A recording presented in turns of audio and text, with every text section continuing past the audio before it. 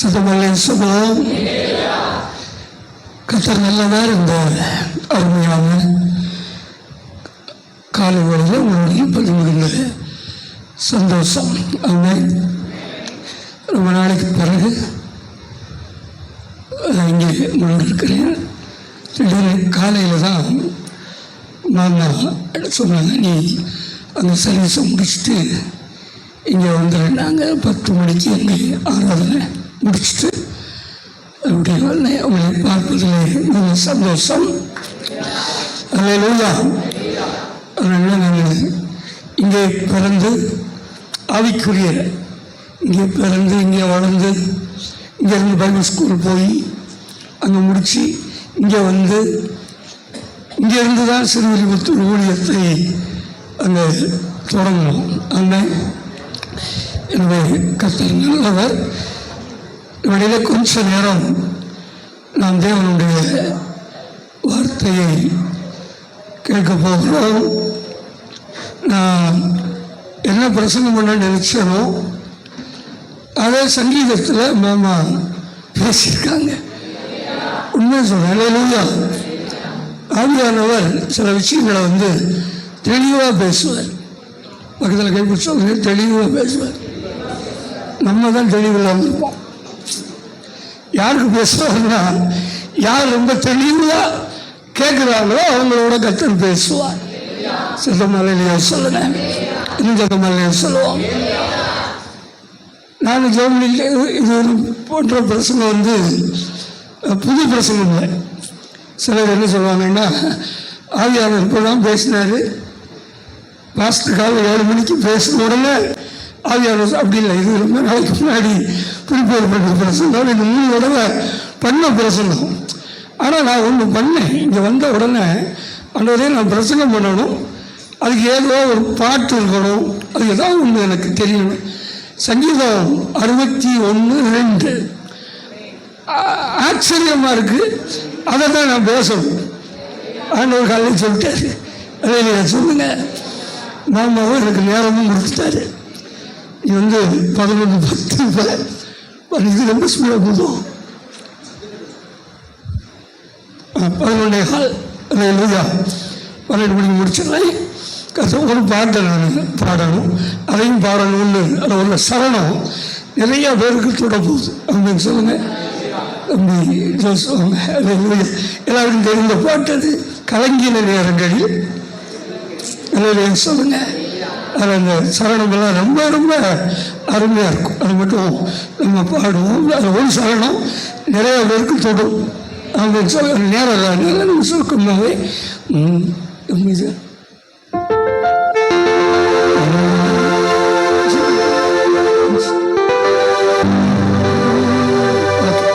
நம்ம தெரிந்த பாடம் எல்லாரும் சேர்ந்து நம்ம பாடுவோம்.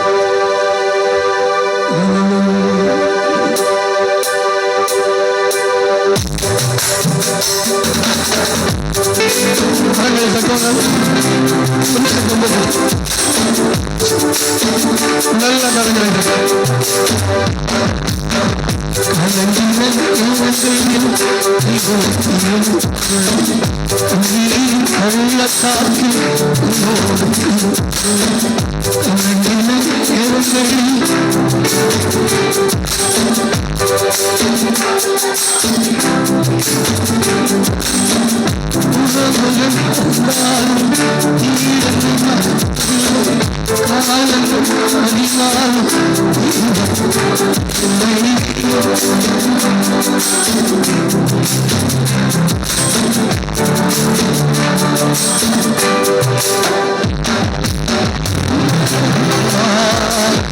நல்லா கையை கட்டி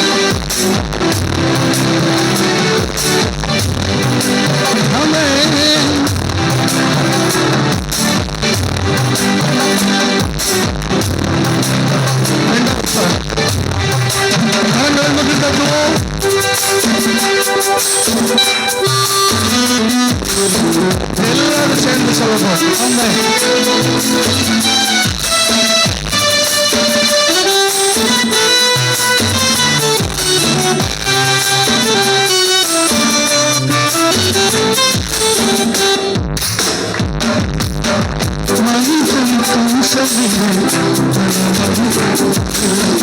நீரங்கள் பக்கம்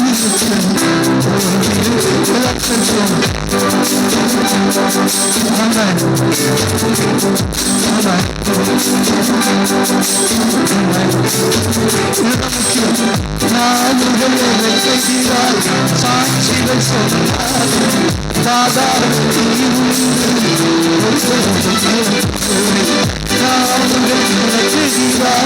சாட்சிகள் சொன்னார்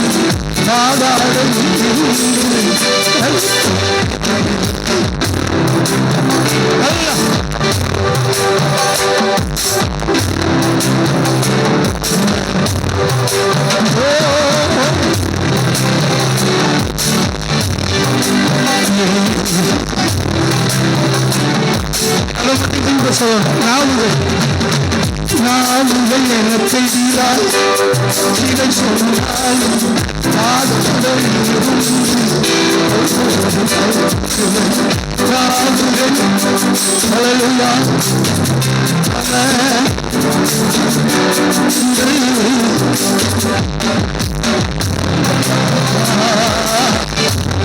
எல்லாரும் சொல்லுவோம்.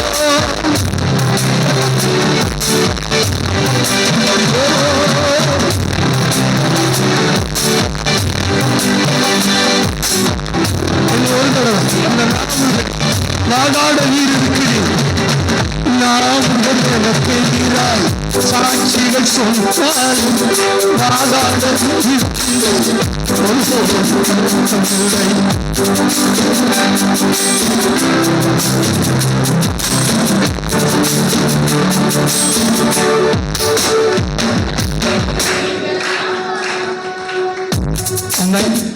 சொல்லுங்க. இந்த அந்த சரணத்தை மட்டும் நீ ஞாபகம் வச்சுக்கோங்க. இது உங்களுக்கு நடக்கும். எல்லாரும் அதை வாசிங்க.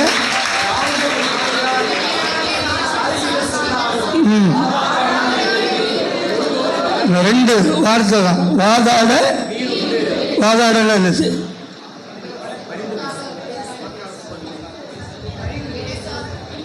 அதாவது ஒரு வக்கீல் மாதிரி. அதை சொல்லுங்க. யோகு சொல்கிறான், எனக்கு வாதாட ஒருத்தர் கிடைச்சா நல்லா இருக்குங்கிறான். நம்ம என்ன பண்ணுவோம், நல்ல பெரிய வக்கீல் யார் இருக்காருன்னு பார்ப்போம். இவர் தான் பெரிய வக்கீல். அதே சொல்லுங்க. எந்த ராவியானவர் சொல்கிறார், வாதாட அவர் இருக்கிறார். பாருங்க, வக்கீல் வாதாடினா நம்ம என்ன செய்யணும் சொல்லுங்க. வக்கீல் தான் வாதாடுவார், நம்ம என்ன செய்யணும்? பிரச்சனைனா நம்ம வக்கீல் ஆகிடணும், அட்வொகேட் உட்கார வச்சிடலாம். பிறகு அவர் இதுவும் தெரிஞ்ச மாதிரி பேசுகிறான்ட்டு விட்டுருவார்.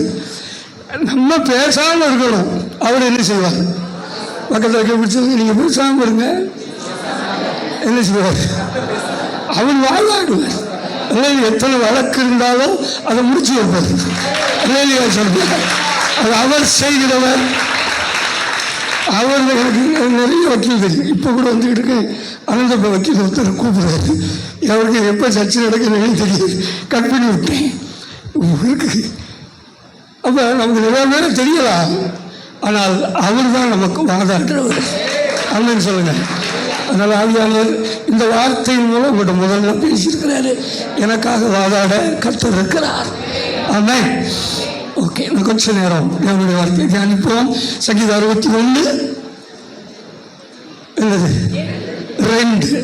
அழகா முகமது அழகா சொன்னார். என்ன சொல்ற, என் இருதயம் எப்படி போதும் அவ்வளோதான். என் இருதயம் அது அப்போ உடனே ஆங்கிலம் இங்கிலீஷில் உடனே சில நோண்டி எடுத்துட்டேன். என்ன போட்டிருக்குன்னா, ஓவர் லோடு ஆகும்போது எப்படி எல்லாரும் சொல்லுங்க. நம்முடைய இருதயம் இதுக்குள்ள ஒரு கெப்பாசிட்டி இருக்குல்ல. எல்லாத்துக்கும் காரில் வந்து இவ்வளோதான் பெட்ரோல் போடணும்னு இருக்கு. டூ வீலரில் அதை போட்டுட்டு அதுக்கு அதை அதிகமாக போட்டிங்கன்னா என்னது பேர் ஒரு தாங்கு இருக்கு பாருங்க. இது கட்டும்போது இங்கிட்டு எதுவும் கட்ட முடியாது. இங்கிட்டு கட்டோம்னா அந்த லோடு தாங்காது. அந்த 2 பில்லருக்கு இடையில தான் ஏதாவது கட்டணும். இங்கிட்டு போட்டால் லோடு தாங்காது. ஆனால் சங்கீதக்காரன் சொல்கிறான், என் இருதயம் அது இங்கிலீஷில் சொல்லணும், பாதி பேர் சொல்லலை. ஏன்னா யாருக்குமே ஓவர்லோடு ஆகலைன்னு நினைக்கிறேன். இப்போ எனக்கெல்லாம் வெளியே சொல்ல முடியாத ரோடு. முன்னால் நாங்கள் ரொம்ப ஓவர்லோடில் இருக்கிறோம். இருதயம் அவ்வளோ வேலையாக இருக்குது. இருதயம் ஓவர்லோடு ஆகும்போது என்ன செய்யணுங்கிற சங்கீதத்தில் அதை மட்டும் மாமா சொன்னார், ஓவர்லோடு ஆச்சுன்னா அவரை பார்க்கணும் அப்படின்னு சொல்லுங்க. ஆனால் ஏசாமி சொன்ன ஒரு 7 விஷயத்தை சொல்லி முடிச்சிடுறேன் அப்படின்னு சொல்லுங்க. இதில் பாருங்கள், ரொம்ப கவனமாக வாக்கு தத்துவம் நம்ம படிக்கும் போதெல்லாம் நம்ம கவனமாக படிக்கணும். பைபிளில் இருக்கிற தீர்க்கதரிசிகள் சில வார்த்தை சொல்லியிருப்பாங்க, சில ப்ராப்பர்ட்டி சொல்லியிருப்பாங்க, தாவீது சொல்லியிருக்காங்க, மோசே சொல்லியிருக்காங்க, ஆபிரகாம் சொல்லி. ஆனால் ஏசாமியே சொன்ன வார்த்தைகள் அதை விட எஃபெக்ட் உள்ளது. நம்ம சொல்ல இப்போ தாவீது சொன்னால் ரைட் தான், ஆனால் தாவீது சொல்கிறத விட அவரு சொல்கிறது நல்லது, மோசே பேசுகிறத விட அவரு பேசுறது நல்லது. இல்லையா சொல்லுங்க. இப்போ ஒருத்தர் என்று சொன்னார், நீங்கள் எல்லாத்தையும் மதம் மாற்றுறீங்க.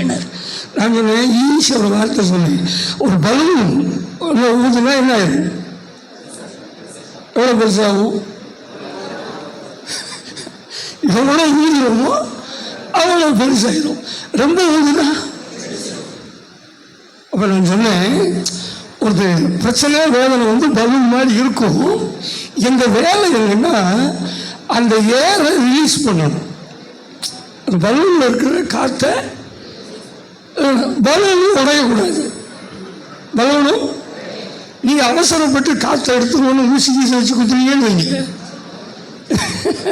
என்ன தொப்புக்குன்னு போயிடும். ரொம்ப கவனமாக தான் இந்த வேலையை. இதில் பெரிய சந்தோஷம் என்னன்னா, நாங்கள் ஊழியக்காரர்கள் செய்கிற வேலை இதுதான். நீங்கள் என்ன நினைச்சீங்கன்னா, சடக்கு புடுக்கு சட்டு புட்டுன்னு வேலைய முடியா, நானும் எவ்வளோ கஷ்டமாக வந்திருக்கேன், சீக்கிரம் முடிச்சு முடியான்னு நீங்கள் நினைப்பீங்க.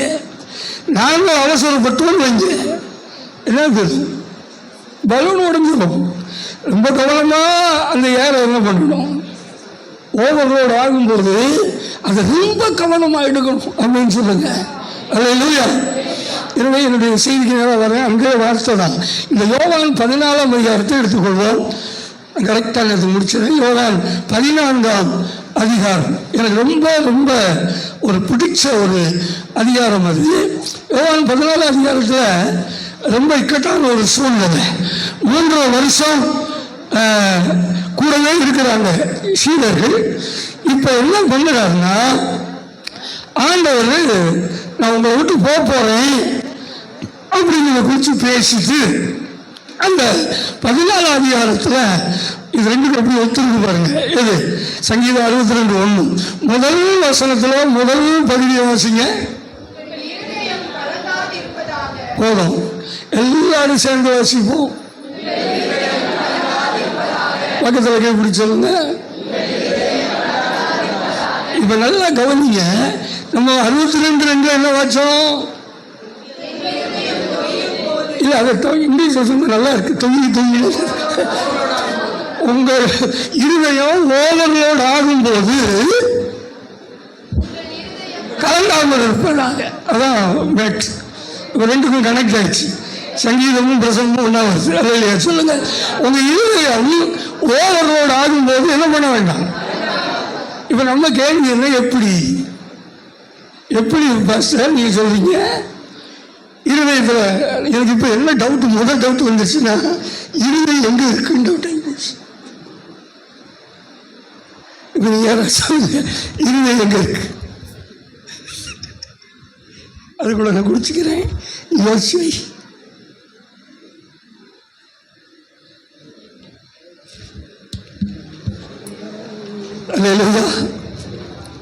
என்ன இது எங்க இருக்கு? உள்ளதா இருக்கு. இருதயம் உள்ளதா இருக்கு. நல்லா கவனிங்க. இந்த இருதயங்கிறது உள்ளதா இருக்கு. அதுல இது உணர்ச்சி இதெல்லாம் ஒண்ணு. அது ஒரு சரீர அங்கம் அது. ஆனா இந்த ஆவியில் இருக்கு பாருங்க, அறிவு, உணர்ச்சி, சித்தம்னு 3 இருக்கு இல்லையா? அதுதான் அந்த உணர்வு அடைகிறது. நம்ம சொல்கிறோம் இருதயம் இருதயம் இருதயங்கிறோம். நல்லா கவனிக்கணும். நமக்கு பிரச்சனை வருது, வேதனை வருது, அது வந்தோடனே சில ஹார்ட் அட்டாக் வருது. சொல்கிறேன், ஒரு ஓவர்லோடு வந்தோடனே ஹார்ட் அட்டாக் வந்துச்சுன்னா இருதயத்தில் போய் ஓவர்லோடு ஆகலை. நல்லா கவனிக்கணும். நம்முடைய மனதிலே, நம்முடைய சிந்தையிலே பிரச்சனைகள் ஓவர் ஆன உடனே இந்த சரீரத்தில் இருக்கிற அந்த இருதயத்தில் கொஞ்சம் பிரச்சனை வருது. புரியுதா உங்களுக்கு?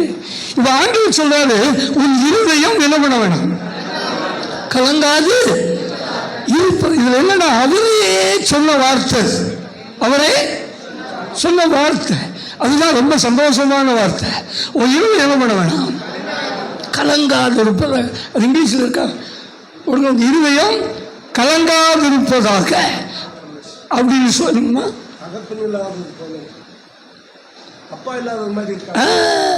இருதயம் கலங்க இருக்கு திக்கத்தவர்களாய். இப்ப இருதயம் என்ன பண்ண வேணாம், கலங்க வேண்டாங்கிற. இப்ப அநேகருடைய இருதயம் சரி, எப்ப இருதயம் கலங்கும்? இன்னைக்கு பார்த்தீங்கன்னா நிறைய சூழ்நிலைகள் நம்முடைய இருதயத்தை என்ன பண்ணுது, ஒவ்வொரு சின்ன சின்ன விஷயம் கூட, நாளைக்கு என்ன செய்யறது, பிள்ளைங்களுக்கு என்ன செய்யறது, வேலை என்ன, நிறைய விஷயங்கள் நம்ம இருதயங்களை அது குழப்பம் பண்றது வேற. இருதய குழப்பங்கிறது வேற, இருதய கலக்கங்கிறது வேற. சில நேரம் சில நியூஸ் எல்லாம் கேட்கும்போது இருதயம் என்ன, சில சூழல் கேட்டிருக்கேன், அவன் சொன்ன உடனே என்னாச்சு தெரியுமா, இருதயமே யாரும் சொன்னது இல்லையா, என்னப்பா இருதயமே வெடிக்கிற மாதிரி ஆச்சுமா. இருதயமே, நான் சொல்றேன், நம்ம இருதயம் வெடிக்காது. சொல்லுங்க, நம்ம இருதயம் வெடிக்காது. ஏன்னா நமக்கு அதை ஓவர்லோட் ஆகாமல் இருக்கிறதுக்கு கர்த்தர் வழி வச்சிருக்கிறார். அதுதான் அந்த வித்தியாசமே. இல்லையா சொல்லுங்க. ரட்சிக்கப்பட்டவனுக்கும் ரட்சிக்கப்படாதவனுக்கு இருக்கிற ஒரே ஒரு அந்த இது என்னன்னா, அவனுக்கு வெடிச்சிடும். நமக்கு அதை மாற்றுறதுக்கு ஆண்டவர் வழி வச்சிருக்கிறார். அதுக்குத்தான் ஆராதனையை வச்சிருக்காரு, அதுக்குத்தான் பிரசங்கத்தை வச்சிருக்காரு. நீங்க நினைக்கிறீங்க என்ன விவாதத்தில் பேசுறாரு, என்ன பாட்டு நீங்க பாட்டு பாடிக்கிட்டு இருக்கும் போதே என்ன நடக்கும், ஓவர்லோடு குறை. இல்லையா சொல்லுங்க. அதான் ஆராதனை பாடிக்கிட்டு இருக்கும்போது, நானும் இப்படி ஆராதனைனாலே அதுக்கு பேர் ஆராதனை தான். ஞாயிற்றுக்கிழமைக்கு பேர் என்னது, ஆராதனை. அந்த பெரிய பிரசங்கமெல்லாம் தேவையில்லை அப்படின்னு சொல்லுங்களேன். உண்மைதான் அது. எனக்கெல்லாம் ஆழமாலாம் பேச தெரியாது, ஆழமாக பேச அவசியமான பேச தெரியும். ஆழமாக பேசுறத விட எதுவும் பேசணும், அவசியமானது. ஆழமாக பேசுறதுக்கு பைபிள் செடி இருக்கு. அப்ப என்ன பிரச்சனைனா, நம்முடைய இருதயத்தில் இருக்கிற வியாகுலங்களை இறக்கி வைக்கிற ஒரு அருமையான இடம் தான் தேவ சமூகம். ஆமாம் சொல்லுங்க. அல்லேலூயா. இதெல்லாம் தூங்கும்போது 2 மணி, காலையில் 5 மணிக்கு எந்திரிச்சிருவேன். இன்னைக்கு தான் என் வாழ்க்கையில் 5 மணிக்கு எந்திரிக்க முடியல, தூங்கிட்டேன். அவனுடைய இருதய வேதனைகளை அவர் சமூகத்திலே இறக்கி வைப்பதற்கு விடாம பிசாசு தடுத்துறான். என்ன சொல்றான், நம்மளே பார்த்துக்குவோம், நான் பார்த்துக்குவேன். அப்படிதான் சொல்றேன். நான் சமாளிச்சுவேன். எவ்வளோ என்ன பண்ணுவான், அது நம்ம ஊருக்காரன் சமாளிச்சிருவேன்.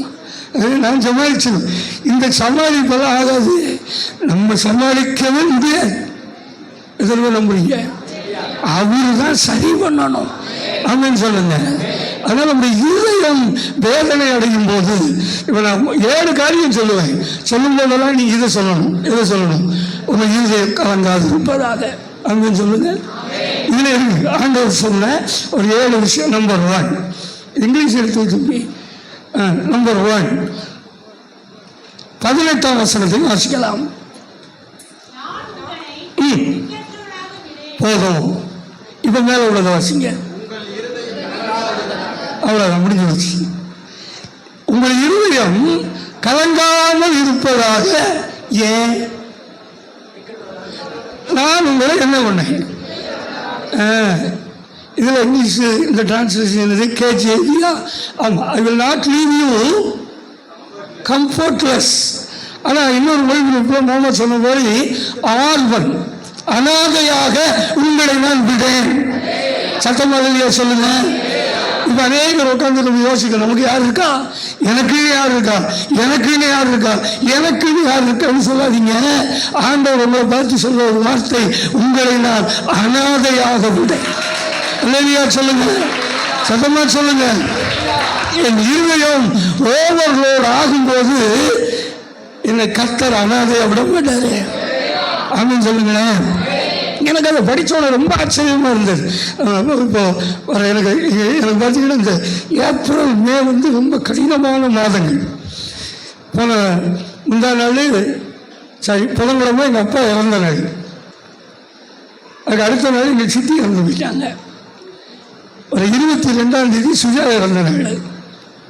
இப்படி நிறைய சில விஷயம் இருக்குது. ஏப்ரல் மேனாலே ரொம்ப மனசுக்கு கஷ்டமாகவே இருக்கும், ரொம்ப கஷ்டமாக இருக்கும். பாசமாக இருந்த உடனே நாங்கள்லாம் அழுது புலம்பிக்கிட்டு இருக்கும்போது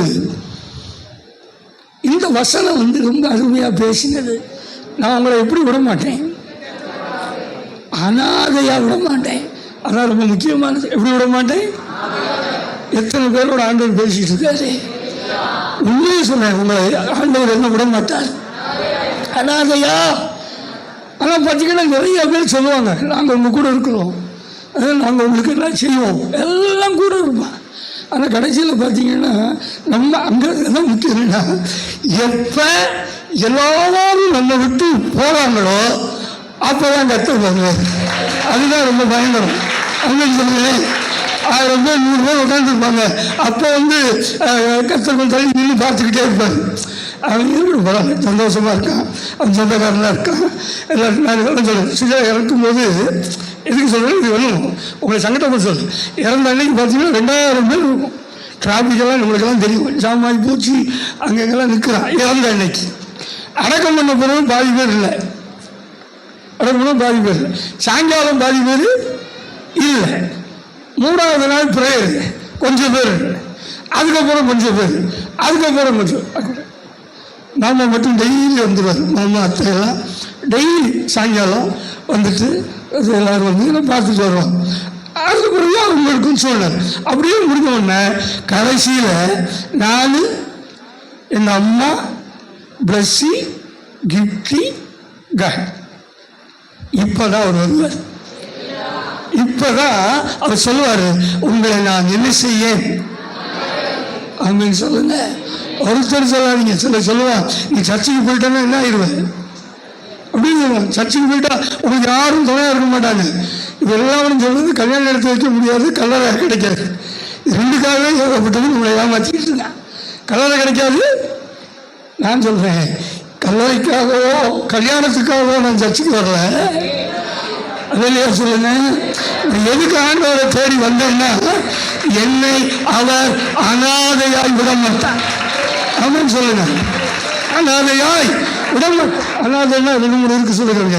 திசை தெரியாமல் அலைகிறது, ஆதரவு இல்லாமல் இருக்கிறது, என்ன செய்யன்னு புரியாம இருக்கிறது. இதுக்கு பேர் தான் என்னது? அனாதையா இருக்கிறது. இல்லை இல்லையா?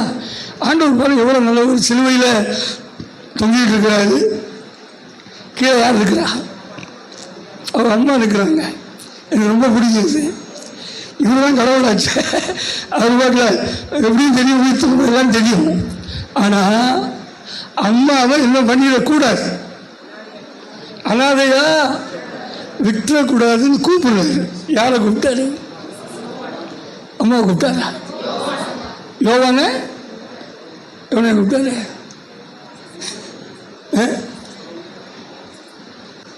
இருக்காரு. இப்ப கூப்பிடுறாரு. 2 பேரும் பேச யாரெல்லாம் பேசினாங்க தெளிவா சொல்றாரு. மரியாதை கிட்ட இருக்கிறாங்க, யோவான் கிட்ட இருக்கிறாரு. அப்படியே பெரிய ஒரு அந்த கையை பிடிச்சு கொடுத்த மாதிரி சொல்லிட்டாரு, போயிட்டாரு. அப்படின்னு சொல்லுங்க. அப்ப அவர் என்னமெல்லாம் என்ன, நம்ம திக்கற்றவர்களாய் விடுவதில்லை, ஒரு நாளும் நாம் என்ன செய்வதில்லை, அனாதையாவதில்லை. அதுக்கு தான் வாக்கு தத்தங்களை கொடுத்திருக்கிறார். அப்படின்னு சொல்லுங்க. அதுக்கு தான் இப்படி பேசுறார் ஆவியானவர். நான் நேற்று என் பழைய டைரி எடுத்து ஜெபம் பண்ணும்போது இதை சொல்றாரு. இங்கே சங்கீதத்தில் அதை வாசிக்கிறோம். அப்படின்னு சொல்லுங்க. அப்ப ஒரு இருதயம் ஏன் திக்கற்றவர்களாய் விட. இரண்டாவது, உங்கள் இருதயம் கலங்காமல் இருப்பதாக. ஏன்? 14ஆம் வசனத்தை வாசிங்க சீக்கிரம். அதனால் அப்படின்னு சொல்லுங்க. அதை சொல்லியே சொல்லணும். என் நாமத்தினாலே எதை கேட்டாலும் செய்வேன் அவர் சொல்லியிருக்கார். அதனால என் இருதயம் என்ன பண்ணாது? கையை தட்டிய சொல்லுங்க. என் நாமத்தினாலே எப்படி? அதை நீங்க நோட் பண்ணிக்கணும். எதை கேட்டாலும் அதே எதை கேட்டால் அதான் சொல்றாரு. நீ எதை கேட்டனா எதை கேட்டாலும் செய்வார செய்ய மாட்டாரு. எனக்கெல்லாம் நிறைய உங்களுக்கும் செஞ்சிருப்பாரு, எல்லாருக்கும் செய்யறாரு. ஆனால் எனக்கெல்லாம் ஸ்பெஷலாக செய்வாரு. பெருசாக சின்னதாக கேட்கலாம் செய்வாரு. ஏதாவது சாப்பிடணும்னு ஆசையாக இருந்தால் கூட கற்றுக் கொடுத்துருவார். உங்களுக்கெல்லாம் அந்த அனுபவம் இருக்கும். அப்படின்னு சொல்லுங்க, இதுதான் வேணாண்டவரே, நீ சாப்பிட்டா நல்லா இருக்கும். எங்கள் அம்மா சொல்லுவாங்க, ஆச்சரியமாக இருக்கும். என்னைக்கு வாங்காததை வாங்கிட்டு போவேன். எங்கள் அம்மா சொல்லுவாங்க, மக்களே நீ காலையில் தான் இதை சாப்பிட்டா நல்லா இருக்கும்னு யோசிச்சோம்மா அப்படின்னு சொல்லுங்க. தேவன் என்ன, நான் எதை கேட்டாலும் அவர் தருவேன் சொல்லியிருக்கிறாரு. அதனால என் இருதயம் எந்த கடவுளும் சொல்லலை, சதமல்லையே சொல்லல, நம்ம கும்பிட்ட எந்த தெய்வமும் இப்படி சொல்லலை. நீ எதனால் கேடு உனக்கு நல்ல தகப்பன் பாருங்க. என் நாமத்தினாலே எதை கேட்டாலும் அதை நான் செய்வேன். அதனால உங்க இருதயம் என்ன பண்ண வேணாம், சத்தம் வல்லையே சொல்லுவோம். அதனால தான் ஒருத்தர் சொன்னார், மத்தேயு 7:7 கேளு. மத்தேயு 7:7 நீ என்ன பண்ணு, கேளு. நமக்கு பிரச்சனையே இல்லைன்னா என்ன பண்ண மாட்டோம், கேட்க மாட்டோம். 2 செய்ய மாட்டோம், ஆண்டவர்த்தையும் கேட்க மாட்டோம், சர்ச்சில் சொல்லதையும் கேட்க மாட்டோம். ரொம்ப தெளிவான ஆண்டவர்த்தை எதையும் கேட்க மாட்டோம். பிரசங்கத்துக்கு கீழ்ப்படிஞ்சிருக்கோம். ஒரு மாதிரி பாக்கிய நீ கேளு, நமக்கு அதான் தெரியும். தெலுங்கு தீசுராமா அதை தொட்ட நான் சொல்வார், என்ன பண்ண கேட்டுக்கிட்டே நம்ம நல்லா கவனிங்க. நம்ம கேட்கணும். அதே வேளையில் ஆண்டவர் சொன்னார், கேட்கறதுக்கு பாதி பேர் சொல்லலை. அண்ணாச்சியெல்லாம் சும்மா இருக்கீங்க சொல்லுங்க. அப்படின்னா காது இல்லை அவங்களுக்கு. அன்னைக்கு பிரசங்கம் பண்ணும்போது எல்லாரும் காது இல்லாமல் வந்து அப்போ இன்னும் இருக்காது. காது இருக்கு, அது கேட்கிற காதாக இருக்கணும். என்ன காது? எல்லாரும் சொல்லுங்க, எங்களுக்கெல்லாம் காது இருக்கு சொல்லுங்க. சில நேரம் என்ன பண்ண மாட்டேங்குது, சில நேரம் அந்த காது என்ன பண்ண மாட்டேங்குது, கேட்க மாட்டேங்குது. ஆண்டவர் சொன்னாரு, நீ கேளு, நீ ஏன்கிட்ட கேளு, நான் உனக்கு அதை தருவேன். எனவே திக்கத்தவர்களாய் விடேன் உங்கள் இருதயம், என் செபத்தை அவர் கேட்பார், என் இருதயம். கவனிங்க, என் இருதயம் கலந்தாமல் இருக்கிறதுக்கு என்ன அழகான வார்த்தைகளை சொல்லித்தர்றாரு பாருங்க. இதை விட்டு இப்படிதான் நம்ம பழகணும். ஐயோ அப்படி ஆச்சு, இப்படி ஆச்சு, இப்படி ஆயிடுமா, அப்படி ஆயிடுமா, ஒன்றாகாது. பக்கத்தை கைப்பிடிச்சவங்க ஒன்றாகாது. ஏன்னா கர்த்தர் நமக்கு எல்லாம் தனியாக கொடுத்துருக்காரு. அல்லையா சொல்லுங்க, இதை மிஞ்சி ஒன்றும் நடக்காது. அல்லையா சொல்லிட்டேன். 3வது பாருங்க, ஏன் என் இருதயம் கலங்கக்கூடாது. 1 வசனத்தை வாசிங்க. விசுவாசம் உள்ளவர்களாய் இருங்கள். இப்ப சொல்லுங்க, விசுவாசம் உள்ளவர்களாய் இருங்கள், கலங்காமல் இருப்பதாக. என் இருதயம் எப்ப கலங்காது? பிசாசானவனுடைய முதல் திட்டமே என்னன்னா, நம்ம விசுவாசத்தை எடுத்துருவோம். விசுவாசம் இல்லைன்னா என்ன வந்துடும்? கலக்கம் வந்துடும். விசுவாசம் இருந்தா தேவன் எனக்கு இதை செய்வார் அப்படிங்கிற தைரியம் வரும். அப்படின்னு சொல்லுங்க. ஆண்டவர் சொல்லும் போது நமக்கு தெரிஞ்சதெல்லாம் 7 வார்த்தை. இது 7 வார்த்தையோடு என்ன வந்துடும் தெரியாம என்னது? 7 வார்த்தை. எனக்கு என்னமோ அது எனக்கு என்னமோ அது பிடிச்சல. 7 வார்த்தை பேசுவோம், வருஷம் அந்த 7 வார்த்தையை அது தப்பு இல்லை, நீங்கள் பேசுங்க. அதான் இங்கே நான் சொல்கிற 7 வார்த்தை அதை விட எஃபெக்டானது. நான் சொல்லலை, ஏன் சார் இது சொல்லுங்க. எங்கள் சர்ச்சில் வெள்ளிக்கிழமை என்ன பண்ணுவோம் சொல்லுங்க, 7 வார்த்தை பேசுவோம். ஆனால் டீனு ஒரு 7 வார்த்தை பேசிக்கிட்டு இருக்கோம். அது என்னது? என்னை திக்கத்தவர்களாக விடைன்னு சொல்லியிருக்கிறாரு. என் ஜெபத்தை கேட்பேன்னு சொல்லியிருக்கிறாரு. அல்லேலூயா. விசுவாசமா இருக்க சொல்லியிருக்கிறார். எப்படி இருக்கு சொல்லுறாரு? விசுவாசம். சத்தமா இல்லையா சொல்லுங்க. எனவே நமக்குள்ள இருக்கிற விசுவாசம் நம்முடைய இருதயத்தை பலப்படுத்தும். அது யார் மேல் வைக்கிற விசுவாசம்? கர்த்தர் மேல் வைக்கிற விசுவாசம். போட்டிருக்கு, கிருபையினாலே விசுவாசத்தை கொண்டு ரட்சிக்கப்பட்டீர்களே, இது உங்களால் உண்டானது அல்ல, தேவன் தந்த ஈவு. ஆமென். எனவே இன்னைக்கு இந்த மாதிரி வார்த்தையெல்லாம் கேட்டு நம்மளை கர்த்தர் தைரியப்படுத்தியிருக்காருன்னா கர்த்தர் கொடுத்த ஈவு. அல்லேலூயா. சத்தமா சொல்லுங்க. அல்லேலூயா. அநேகர் பார்த்தீங்கன்னா இந்த வசனம் கிடைக்காம, இந்த வார்த்தைகள் உள்ள போகாம இன்னைக்கு அவன் செத்துக்கிட்டு இருக்கான். நம்மளை கர்த்தர் உயிரோட வச்சிருக்கிறார். ஈவுன்னா என்ன தெரியுமா? தயவுன்னா என்ன தெரியுமா? எல்லாம் ஒன்றா வரும். ஈவு, தயவு, கிருபை, இரக்கம், இதெல்லாம் ஒரே குடும்பம், ஒரே குடும்பம். அதில் தான் அந்த ஈவு இறக்கம் நமக்கு தெரிஞ்சு என்ன தெரியுமா? ஈவு இறக்கம் இருக்கா? இதெல்லாம் என்ன இல்லை, ஒரு ஈவிறக்கமே இல்லையா? கர்த்தர் ஈவையும் கொடுத்துருக்காரு, இறக்கத்தையும் கொடுத்துருக்காரு, கிருபையை கொடுத்துருக்காரு. அந்த கிருபை என்ன தெரியுமா? தகுதி இல்லாதவனுக்கு கடவுள் கொடுக்கிற பரிசு. சத்தமா இல்லையா சொல்லுங்க. நமக்கு என்ன கிடையாது. அதனால தான் ஒரு பாட்டு ரொம்ப ஹிட் ஆயிடுச்சு. மோடியை கூட போட்டு விட்டாங்க அந்த பாட்டை. கிருபை கிருபை கிருபை கிருபை. அவர் சொன்னார் காலையில், எனக்கு தெரியாது, காலையில் எழுந்திரிச்சு பார்க்குறேன் எத்தனையோ மில்லியன் பார்த்துட்டாங்கிறார். ஒரே நாளை போச்சு. அப்போ தகுதி இல்லாதவனுக்கு கர்த்தர் கொடுக்கிற கிருபை, நமக்கு தந்திருக்கிற விசுவாசம், அதுதான் கிருபை. அநேகருக்கு என்ன இல்லை, விசுவாசம் இல்லை. அப்போ ஒன்று, கர்த்தர் நீங்கள் உங்கள் இருதயம் கலங்காது இருப்பதாக. ஏன்? திக்கத்தவராக. ரெண்டாவது, உங்கள் இருதயம் கலங்காது இருப்பது ஏன்? ஜெபத்தை கேட்க. மூணாவது, உங்கள் இருதயம் கலங்காது இருப்பது ஏன்? எனக்கு அவர் மேலே எழுத்த கொடுத்திருக்கிறார், விசுவாசத்தை கொடுத்திருக்கிறார். சத்தம் இல்லையா சொல்லுங்க. அல்லேலூயா. அடுத்து 4வது அருமையான ஒரு வசனம், 16ஆம் வசனத்தை வாசிங்க.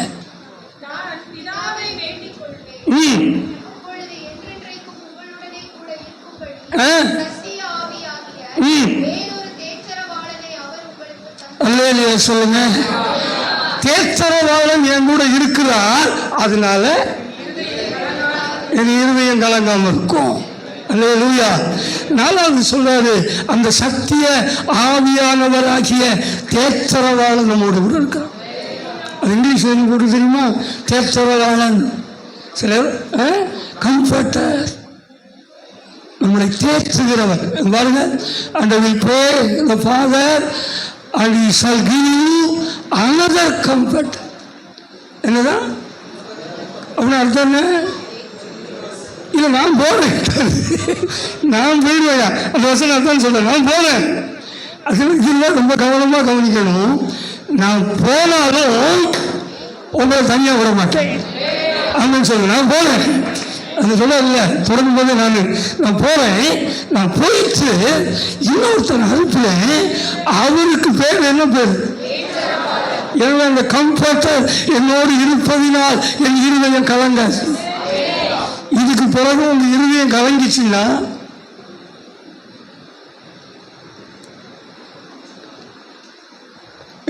ஒர்க் ஷாப் தான் பண்ணுவோம். நான் வரும்போது வச்சேன், சபைங்கிறது சில ஒர்க் ஷாப் பண்ணுவாங்க. நான் சொல்வேன் சபைங்கிறது ஆஸ்பத்திரி, ஹாஸ்பிட்டல். அப்படின்னு சொல்லுங்க. ஒரு ஷாப்பில் பார்த்தீங்கன்னா போட்டு அடித்து பழுக்க வச்சு எடுத்துருவோம், கம்பியெல்லாம் பழுக்க வச்சு. ஆனால் ஹாஸ்பிட்டலில் அப்படி இருக்காது. போன உடனே வாங்க, உங்களுக்கு என்ன செய்யுங்க, எங்களுக்கு அப்படியா அப்படியா இந்த மருந்தை போடு, அந்த போடு, ஊசியை போடு அப்படின்னு. நம்ம என்னதான் ஊசியை போட்டாலும் இதை உணரலைன்னு வைங்க, அது ஒன்றுமே இல்லை, அது ஒன்றுமே வேலை செய்யாத. இப்போ உங்களுக்கு என்னதான் பிரசங்கம் பண்ணாலும், என்னதான் பாட்டு பண்ணாலும், என்னதான் ஆராய்ச்சாலும் உங்களுக்கு செத்தது மாதிரியே தெரியுது அப்படின்னா பிரச்சனை உங்களுக்குள்ள இருக்கு. ஏன்னா அந்த தேற்றவாளன் உங்களை விட்டு என்ன ஆயிட்டாரு, கொஞ்சம் அப்படியே லீவாக நிற்கிறாருன்னு அர்த்தம். ஒன்றும் உணர்வே இல்லை பாஸ்டர் அப்படின்னீங்கன்னா இந்த ஆவியானவர் ஒன்று கூட இல்லை. அவர் போயிட்டாருன்னா ஒன்றுமே அப்படி மக்குமே தான் இருக்கும். என்ன சொன்னாலும் அசையாது. இங்கே சொல்லாரு அந்த தேற்றவாளன் அப்படின்னு சொல்லலாம். 1000 பேர் தேற்றலாங்க, லட்சக்கணக்கானவர் வந்து பேசலாம். ஆனால் இந்த ஆவியானவர் தேற்றாங்க இல்லை. இல்லையா சொல்லுவோம், மதமா சொல்லுங்க. அவர் தேற்றிட்டாருன்னா ஒரு பெரிய சமாதானம் வந்துடும். எனவே இந்த ஆவியானவர் உங்களுக்கு தெரியும், அதை விளக்கலை, நான் முடிக்க போகிறேன். 4 விஷயம் சொன்னேன். ஒன்று என்னது, திக்கற்றவர்களாய் விட எங்கள் இருதயம் கலங்காது. என் ஜெபத்தை அவர் கேட்கிறார், எனவே என் இருதயம், நான் விசுவாசமா இருக்கிறேன், கலங்காது. அதை விட பெரிய அற்புதம் என்னன்னா தேற்றவாளன் என் கூட இருக்கிறார். சத்தமல்லையா சொல்லுங்க. எப்படி தேற்றுவார், என்ன அழகா தேற்றுவார் தெரியுமா? ஒரு தாய் தேற்றுவது போல தேற்றுவார், ஒரு தகப்பன் சொல்லுவது போல சொல்வார், ஒரு நண்பன் நம்ம வர மாதிரி வருவார். அதை நம்ம உணர முடியாது. அது அந்த அந்த அந்த அந்த இதில் இருக்கும், கனெக்டில் இருக்கும். எல்லாரும் சொல்லுங்க, அடிக்கடி சொல்ல, தொடர்பில் இருங்கள். எப்படி இருங்க, பக்கத்தில் சொல்லுங்க, தொடர்பு. நம்ம தான் தொடர்பில் கேட்பால் இருக்கோங்க. சிலர்லாம் ஞாயிற்றுக்கிழமை மட்டும்தான் தொடர்பு. அது ஒரு 10 மணிக்கு ஆராதனா 11 மணிக்கு வந்துட்டு என்னது, நான் எப்படி இருக்கேன், இதுக்கு பேர் என்னது, தொடர்பு எல்லைக்கு அப்பால் இருக்கு. ஒருத்தங்க ஃபோன் பண்ணால் சொல்லிடுறேன், பேசுவேன் நல்லா, முதல்ல நல்லா இருக்கும், அவ்வளோ எப்படிங்க நல்லா இருக்கீங்களா. 2வது பார்த்தீங்கன்னா வேறு ஒருவருடன் பேசி கொண்டிருக்கிறாருன்னு வரும். 2வது எப்படி வரும், சரி அது போட்டுவோம். அதுக்கு அடுத்து ஃபோன் பண்ணோம்னா நீங்கள் பேசிக்கொண்டிருக்கிற நபர் தொடர்பு எல்லைக்கு அப்பால் இருக்குமா. இதுவரை இருந்தால் நீ நல்லா இருக்கீங்கன்னு அர்த்தம். கடைசியாக இருக்குது, ஃபோன் பண்ண உடனே ஒரு சத்தம் வரும், நீங்கள் தொடர்பு கொள்ளும் நபரின் எண். சத்தமாக சொல்ல முடிச்சு, சுவிட்ச் ஆஃப்ல என்ன அர்த்தம், முடிஞ்சு போச்சு, ஒன்றுமே இல்லை. நம்ம ஆண்டவரோட எப்படி இருக்கணும், தொடர்புல தான் இருக்கணும் அப்படின்னு சொல்லுங்க. எப்பவும் பேசிக்கிட்டு தான் இருக்கணும் சொல்லுங்க. வேறு ஒருவரோடு பேசிக்கிட்டு இருக்காருன்னு சொன்னாலும் என்ன வந்துடணும், தொடர்புக்கு வந்துடணும். ஆவியானவர் தேற்றவாளன் எப்ப தொடர்புல இருப்பாருன்னா நம்ம அவரோட தொடர்புல இருக்கணும். ஆமென்.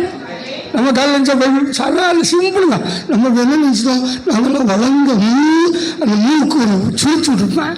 என்ன சுழிச்சுருப்பான் தெரியுமா, நாங்களாம் என்ன விசுவாசி இல்லை, நீட்டி வச்சா தான் நல்லா இருக்கும். சொல்லுங்க, மூத்த விசுவாசி. காலையில் எத்தனை பேர் பைபிள் படிச்சுன்னு இப்போ நான் கேட்குறேன்னு நீங்கள் சர்ச்சைக்கு வரும்போது எத்தனை பேர் பைபிள் படிச்சுட்டு வந்தா நீ என்ன மூத்திருந்தாலும் பாதி பேர் பண்ணியிருக்க மாட்டேன். சாதாரண உள்ளது. அப்போ நம்ம யாரோட இல்லை, தொடர்புல இருந்தால் தான் தேற்றுவார். அது மாதிரி சபையிலே எப்படி இருக்கணும், அதிலேயே சொல்லுங்க. சர்ச்சில், எங்கள் சர்ச்செலாம் பார்த்தீங்கன்னா எங்கேயாவது புதன்கிழமை பைபிள் செடி, ஒரு சூழ் மீட்டிங்கு, அது இது இருக்குது. எங்கள் சர்ச்சில் எதுவுமே கிடையாது. ஞாயிற்றுக்கிழமை வளரும், அதோட அவ்வளோதான். அப்படி தொடர் விலைக்கு அப்போ உண்மையை சொல்கிறேன். அதுக்கப்புறம் ஞாயிற்றுக்கிழமை கரெக்டாக எல்லோரும் இப்படி இருந்தால் என்ன நடக்கும்னு சொல்கிறேன். இந்த தேற்றவாளன் நம்மை தேற்றுவதை உணர முடியாது. நீங்களாம் சொல்லிக்கணும். பப்பன்னு அங்கே பேசி கையை தட்டி நடந்து கை வாங்க பின்னாடி சொல்லுவார். பாயை கிழித்து சேர உடைக்கிறதுக்கு பரிசுத்த ஆவியானவர். சிலருக்கு வந்து அதுதான் அப்படின்னா அதெல்லாம் கிடையாது. தேற்றணும். நம்ம ஆராதிக்கும் போது ஆவியானவர் நம்மோடு பேசணும். 4வது சொல்லி முடிச்சுறேன். 5 சோத்திரம் வாசிங்க. 2ஆம் வசனம்.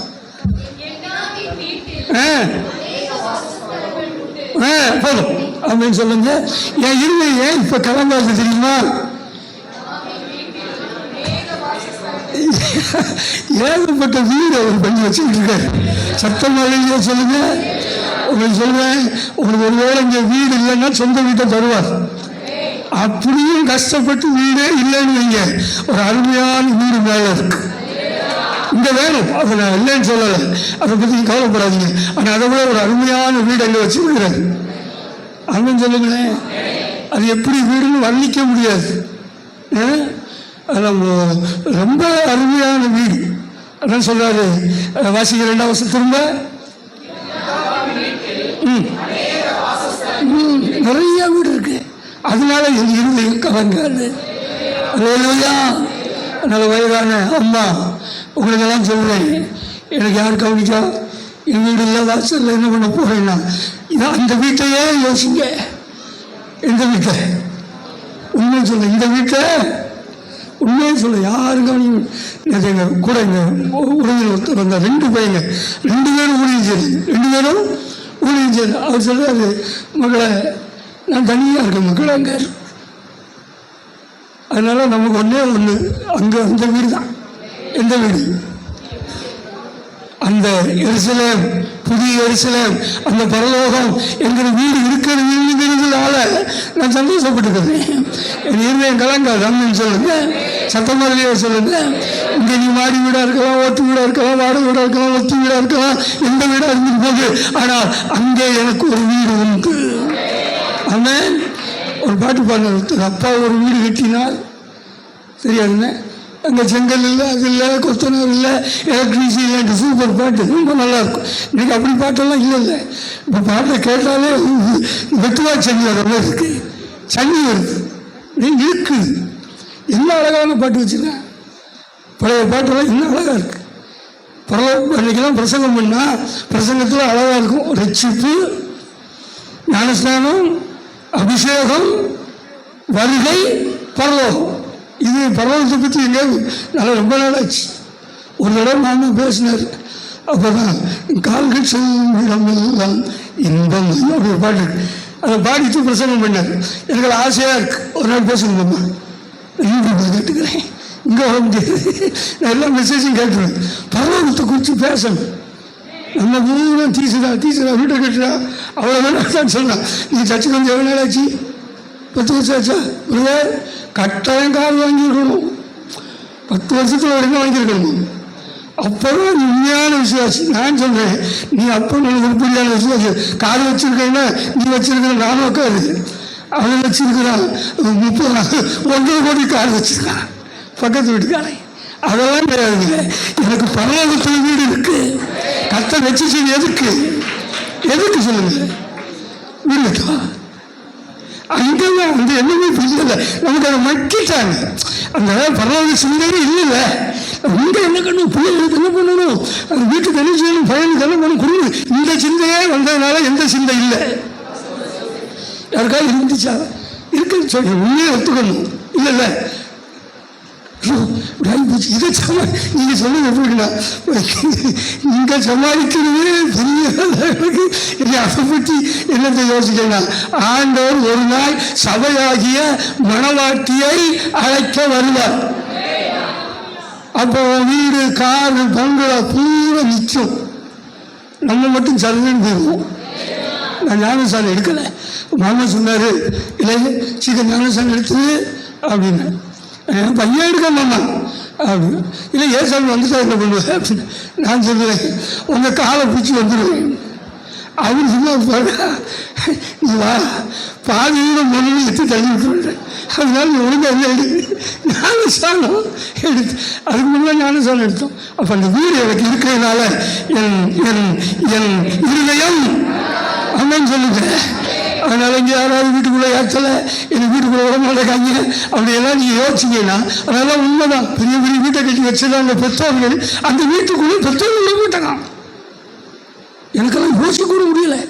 நிறைய செய்தி இருக்கு. பெற்றோர்கள் வீட்டுக்குள்ளே விட மாட்டேங்க, வீடை கட்டி கொடுத்தது யாரு? அவங்க அப்பா அம்மா. நான் ஒன்றும் சொல்கிறேன், கடைசியாக உங்கள் அப்பா அம்மாவை ரொம்ப கவனிக்க.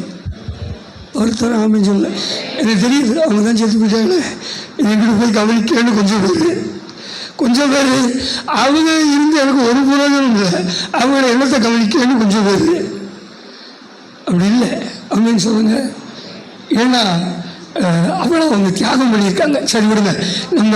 அதனால் அப்பா அம்மாங்கிறவங்க வந்து ரொம்ப ரொம்ப முக்கியமானவர் அப்படின்னு சொல்லுங்க. சில சொல்லுவாங்க கல்யாணம் முடிச்சுட்டு வந்தவொடனே பேசினா எனக்கு மனைவி தான் முக்கியம். நான் சொல்லுவேன் மனைவி முக்கியம்தான், அது யாரும் சொல்லலை. ஆனால் அதை விட முக்கியம் யாரு? எங்கள் அப்பா அம்மா. நான் தான் என்ன அடிக்கடி சொல்லுவேன், என்னை உலகுக்கு அறிமுகப்படுத்தினா எங்கள் அப்பா அம்மா. எப்படி அறிமுகமே இல்லை. உங்களை யாருமே தெரியும், உங்கள் அப்பா அம்மா இல்லைன்னா தெரியுமா?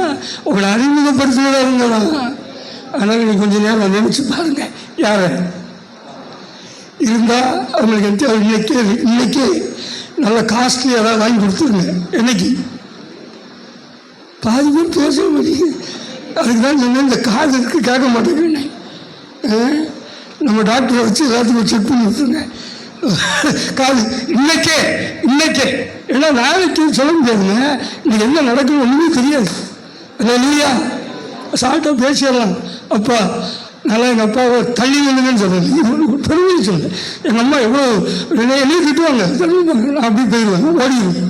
எங்கள் அப்பாவுக்கு நான் அதிகமாக எங்கள் அப்பாவை பேசுனது பேசாமல் இருந்தப்பா அவ்வளோதான். அது கூட ரொம்ப பெருசாக தெரியும், இப்படி பேசிவிட்டோம். நான் நீங்கள் இடையில வந்ததுனால சொல்ல மாமா சொல்லுவார், இடைச்சொல்கள் வந்துடக்கூடாது, போகிற விலையே போகணும். இது வந்ததுனால சொல்கிறேன், உங்கள் அப்பா அம்மாவை ரொம்ப மதிங்க அப்படின்னு சொல்லுங்கள். அவங்க காலில் வந்து கும்பிடணும். காலில் நம்ம போல காலைத்தானே வாங்கி விடுவோம். நமக்கு பயமாக இருக்குது, பிரச்சனைகள்லாம் நிற்கணும்னா கொஞ்சம் பயமாக தான் இருக்குது. ஏன் காலையில் நம்ம பிள்ளைங்க அப்படி செய்யாது, எனக்கு சொல்லுங்க. அதனால் இது சின்ன விஷயமா சொல்கிறேன். அவங்க அப்பாவை நேசிங்க, அம்மாவை நேசிங்க. இப்போ நமக்கு ஒரு வீடு இருக்குது. என்ன வீடு? சத்தமாக சொல்லுங்க. இதில் 2 தான் சொல்லிடுறேன். 6வது 3 வசனத்தை வாசிங்க.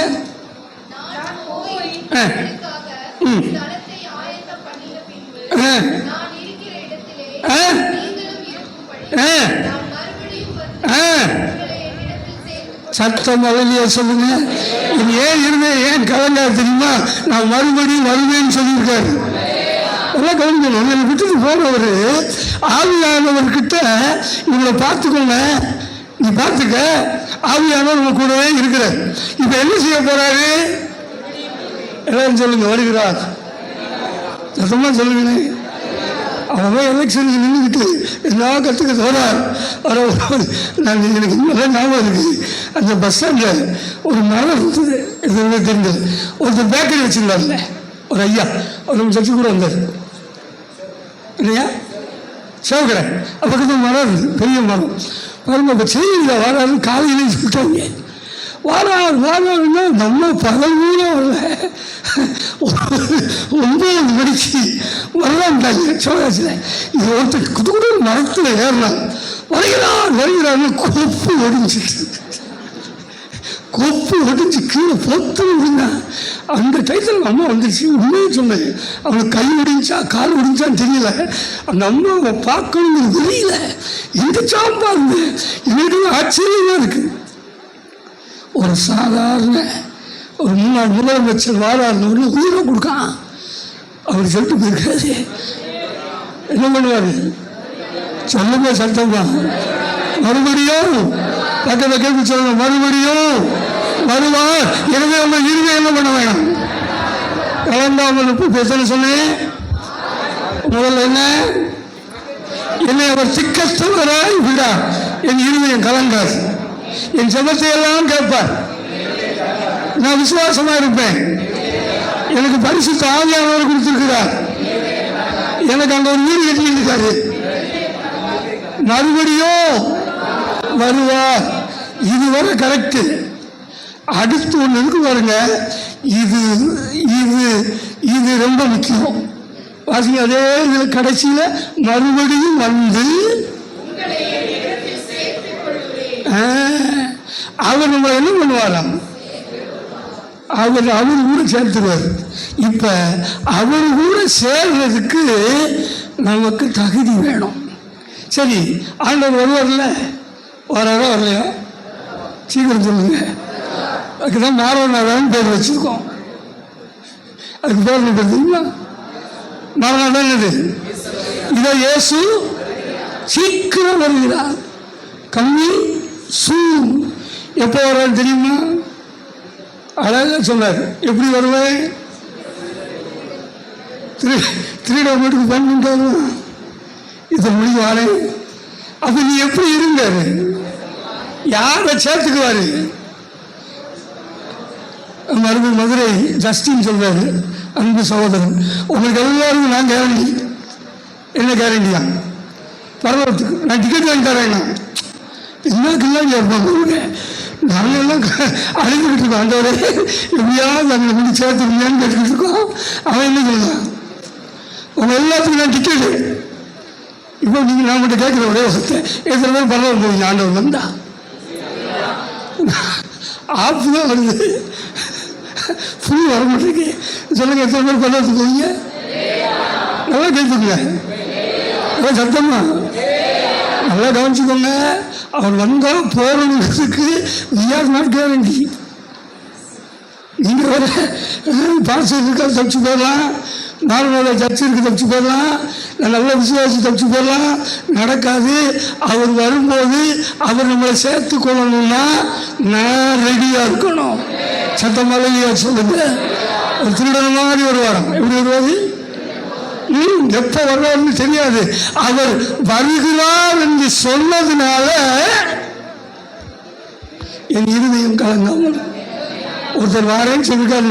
விளச்சி இதுக்காக கேரளா வந்துட்டு விளச்சி காடி விளச்சிலாம் போயிட்டாங்க.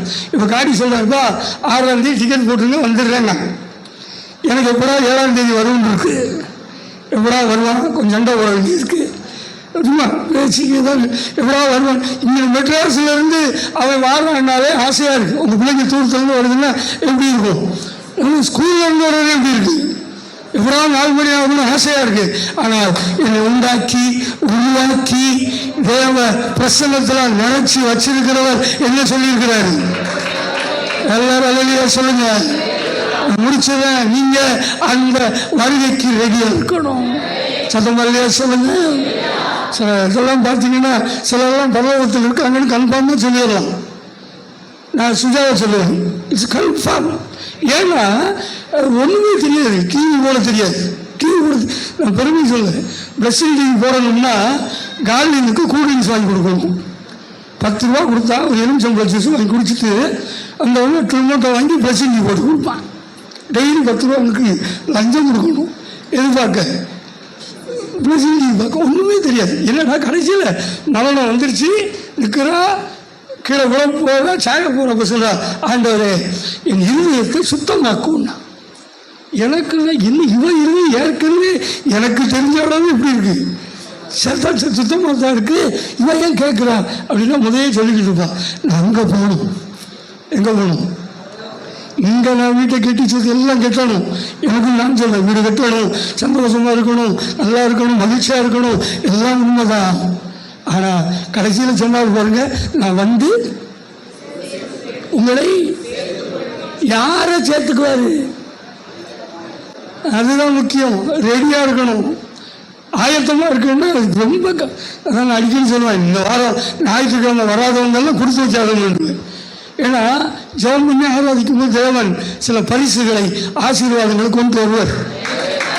இல்லை தேவதூதர் இறங்கல் ஏறதுக்கு அவர் ஏறி இப்படி கொண்டு வருவார். அதனால அது இப்படி யோசிச்சேன், முடிக்கிறேன். ஏறும்போது ரிக்வஸ்ட்டை கொண்டு போவாங்க. நான் தான் அதை யோசிச்சேன். உனக்கு என்ன வேணும்? வீடா? அவருக்கு ஒரு வீடு கொடுத்து விடு, கொண்டு போவோம். மேலே போனால் அது ஏணி உச்சியில் பைபிளில் இருக்கு. அவர் உட்காந்து இருப்பாருமே போட்டுருக்கு. நீங்கள் பிற வாசி அதை உட்காந்து பார்ப்பார். தம்பி அந்த கொண்டு போய் கொடு அந்த வீட்டை, உடனே பதில் வரும். ஏணியிலேருந்து அதை இறங்கி வரலாம். எங்கே வருவான்னு தெரியுமா? ஒரு வீட்டுக்கு வர மாட்டாங்க, ஆஃபீஸுக்கு வர மாட்டாங்க. ஏன்னா எடுக்கிற இடம் எங்கே? சபை தான்.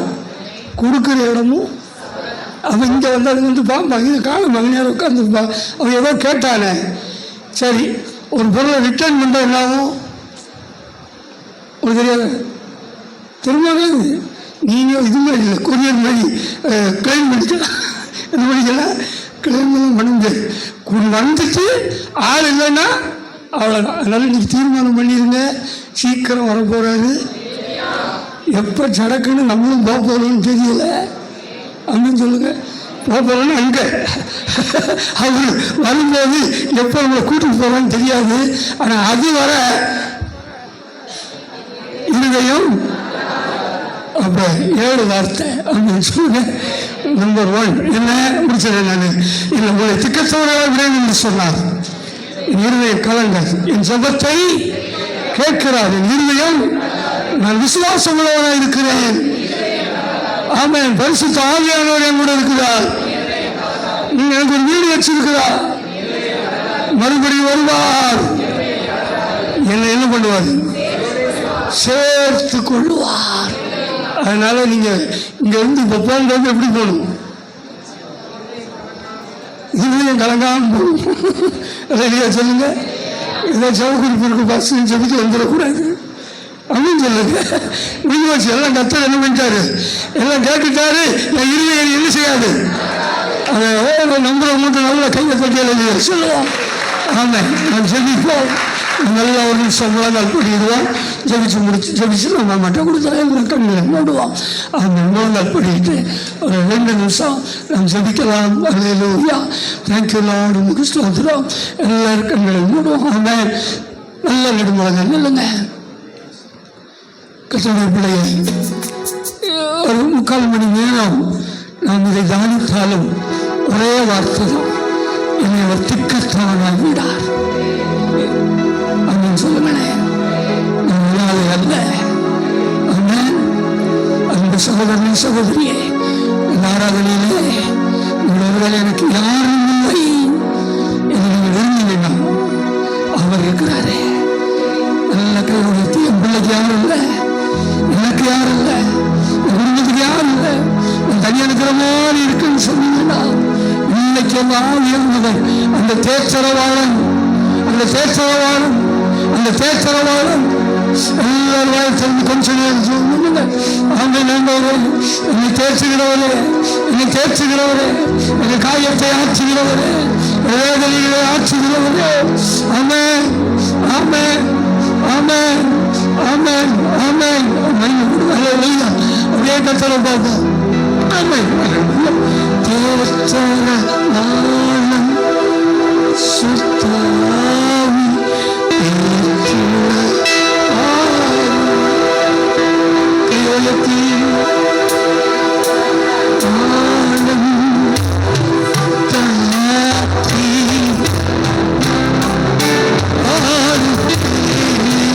ஆற்றலை கொடுத்து, ஆற்றல் கொடுத்து அன்பால் இருக்கும்